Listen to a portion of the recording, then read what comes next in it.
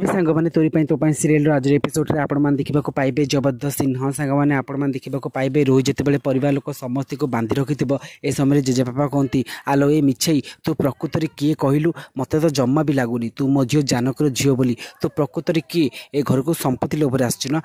आपर रोहित कहे हाँ मु प्रकृत में घर को संपत्ति लोभर आज तुम समस्त की मुझे मारि कारण मोर से स्वप्न पूरण है आपर राम को बापा कहती ए सब देखापी आम माँ ये ना ना तो अवस्था सी एमती खराब करते जे तोर स्वप्न देखा बंद हो जाता आपर परिवार लोक समस्ते चिल्ले कहे आमको छाड़दे किंतु रोहित जमा भी क्या छाड़ नपर रतना माधव कहती आम दुई जन तो सपोर्ट थिलु ना तो आम दुई को छाड़दे आपर रोहित कहे मोर से सपोर्ट किसी भी लाभ है तेणुक तुम मानक आज मरवा ही पड़ो आउट सीन आप देखा पाइबे राम आ चिकी दुहे दुई को प्रमिश करते जे से केबे भी अलग हेनी आउटे अनुष्क पाखु जाई डॉक्टर को कहती आम बापा केमिति अछंती आउत डॉक्टर कहे जे तुम बापा जमा भी ठीक ना कारण पारालिसिस मेडिसिन दि जाइए जो कि बॉडी अकामी हो जाइए